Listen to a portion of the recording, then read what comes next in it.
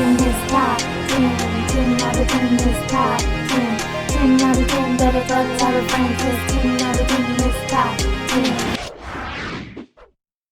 Wouldn't it be nice if we could all get intel about what to expect in life before it even begins? Well, this certainly was the case for Gary. Gary was a musician at heart, a harp player, but several trials and tribulations had prevented him from fulfilling his full potential. One day, Gary was driving home from his taxing 9-to-5 job when a conversation came to his remembrance. When he was only 5 years old, Gary had wobbled up to his mother carrying a handful of Legos and told her some pretty mysterious things. Ma, Gary proclaimed.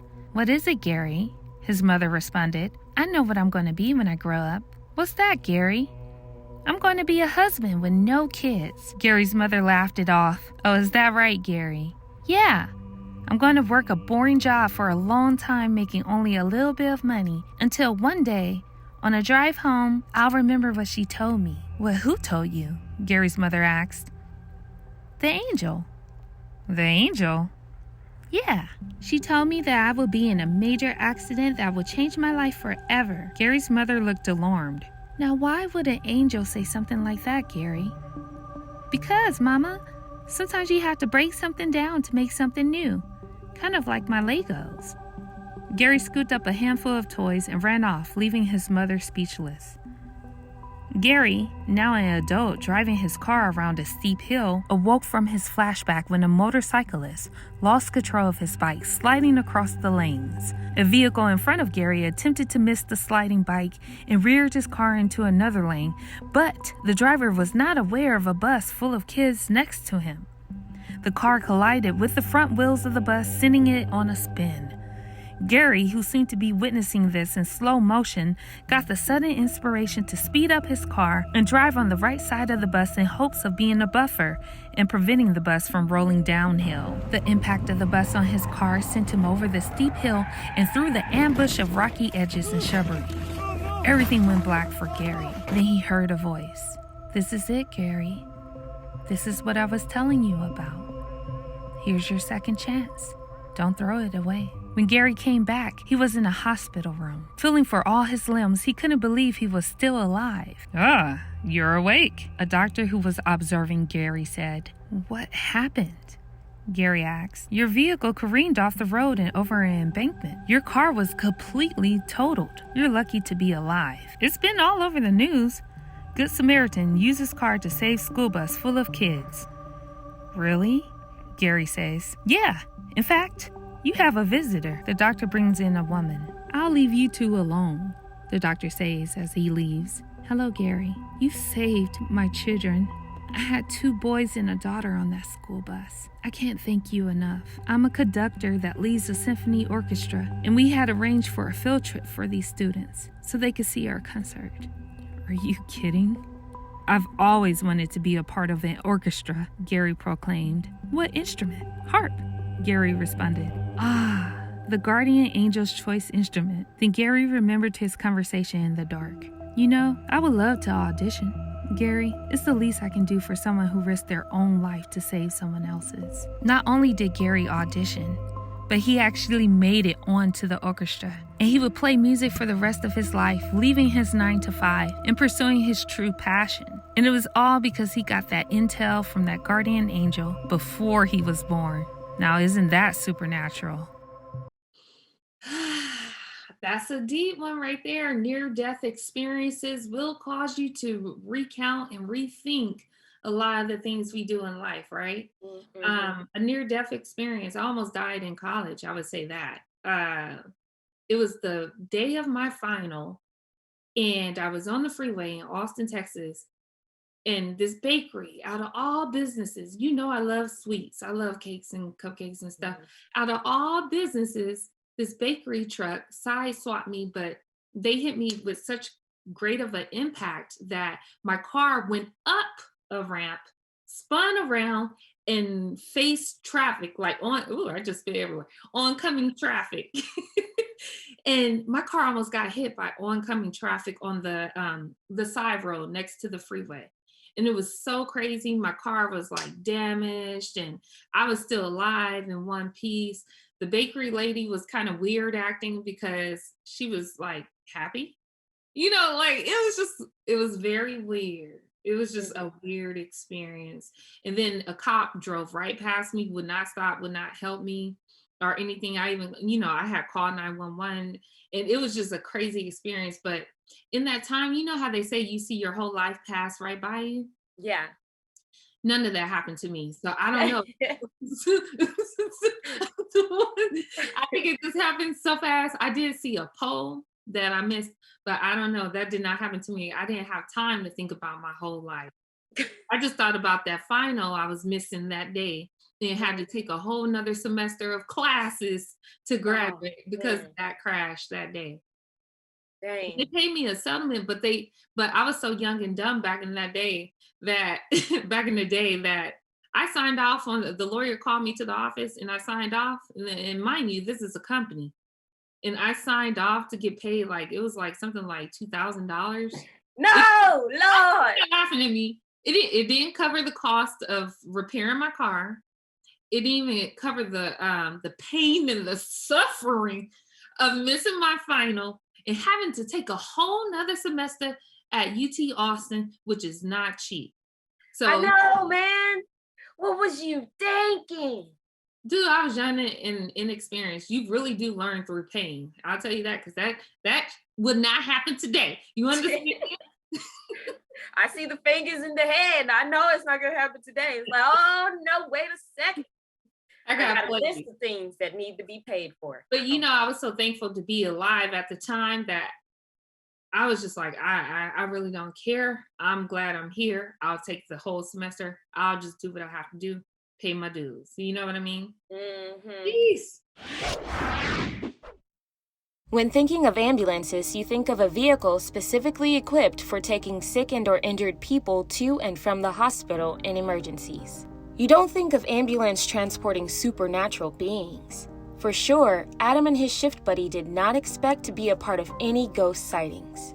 Almost every workplace has ghost stories of some sort, and this workplace, as a paramedic, is no different. Being new to the team, Adam and his partner Rosa heard tons of stories about the job from different people. One story that kept coming up was a strange one about the phantom patient in one of the trucks. Co-workers told the new hires a patient was injured pretty bad in a car crash and ended up dying in the ambulance due to complications. Everyone who has worked here has experienced the phantom patient, and so will they. Well, it's been a few months now, and Adam and Rosa have yet to witness this patient. It was the night after Halloween, and Adam and Rosa were parked out in their rig waiting to receive an emergency call. For most of the night, they hadn't received any action, and since it was 3 o'clock in the morning, they were trying to rest their eyes for a bit. But then, Adam hears a soft whisper. Without opening his eyes, he tells Rosa, "Hey Rose, sorry. I'm just gonna take a few moments to rest before we get a call." A few moments later, both Rosa and Adam hear the sound of oxygen in the back, and then someone saying, "Am I gonna die?" They both jump up and jump out of the truck and run to the back, thinking maybe somebody has broken into their truck. When they open the doors, no one's there. Needless to say, for the rest of the night, the two were wide awake. So have you had a near-death experience that changed your mind or perspective about life? You know what? When I was little, everything happens to me when I was little, right? So I had two, because one, I felt like I was gonna, okay, let me just tell this story. So I was on this roller coaster and I was not 100 pounds and I was terrified of heights. And when we went down, it's called the Texas Chainsaw Texas Chainsaw. What? That's a movie. The Texas Cyclone and Asteroid. It was the wooden roller coaster. And we went down, I thought I was gonna fly out of the seat. Literally, because like my butt lifted out of the seat and I had to hold on. Oh, I thought I was gonna die. And ever since that day, I've been terrified of roller coasters. So that's my one. So it made you more scared of life? Yes. I thought I was gonna flip out. The whole ride I had to hold on. It was a rough ride for me. And wooden roller coasters are already rough. You're already bouncing all around and stuff. And you got to hold on when you go down. Like, Yeah. that was just terrible. But ever since then, like on that day, the other rides I could do. Oh, Yeah, but I was terrified. I almost died there. And then another one was when I was in the back seat and I had this chili pepper stick, tamarindo candy stick. And I was just chewing and chewing, and there was like chili pepper candy stuck in the straw. And I was trying to suck it out, and we went over a bump, and the chili powder went straight in the back of my throat, and I couldn't breathe or anything. That was actually really scary. Because I remember when that happened, and Mom pulled over, and she had to do the Heimlich. What's it called? The Heimlich. The omelet. What? The Heimlich maneuver. And you was like really choking for real. I was choking for real. I couldn't breathe. I was in the back and I was like, you were. It was so scary, y'all. Yep, my throat was burning. Huh? Did that change your life? Did that make you want to be a better person? Like what came out of that? Well, you know, I was just like, oh, well, I won't be chewing chili peppers candies anymore in the back seat. It was Christmas Eve, and Martha, along with her 9 brothers and sisters, wanted to stay up and play with their toys a little longer, so the parents agreed to let them stay up. The parents went to bed, and out of the 10 siblings, only 5, including Martha, had energy to keep playing. The others made their way upstairs to their beds. Shortly after midnight, a strange phone call disturbed the night, and Jenny Sodder, the mom of the family, answered the phone. "Hello?" Jenny said. The caller asked to speak to someone that she'd never heard of before. I think you have the wrong number." The caller laughed and hung up the phone. Jenny noticed that the lights were on downstairs but didn't think anything of it and went back to sleep. The house was quiet, and then there was a creak on the roof. It disturbed Jenny, causing her to wake again. The creak happened again.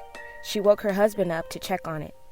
As he left the room, he noticed that there was smoke. He quickly ran back in to get Jenny and called for the children to get out of the house. As they all met downstairs outside of the house, he only seen 5 of the children. Mr. Sodder went to go look for a ladder to see if he can see the children inside their bedrooms, but the ladder was missing. The house burned down to the ground in less than an hour's time.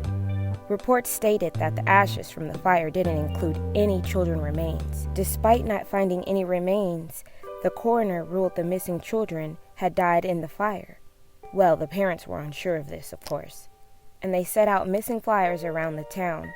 Witnesses reported sightings of the children, but the police refused to open the case again. Follow us at our website, pabulumentertainment.com, and then our sister company, the Mouth Soap. You could go to that website to check out the latest in interviews, reviews, and entertainment news, and that's themouthsoap.com. So yes, and don't forget to click like and share with your family and friends. You know, help us out a little bit. Yeah. I hope you enjoyed. So until next time, we'll see you later. Bye, y'all.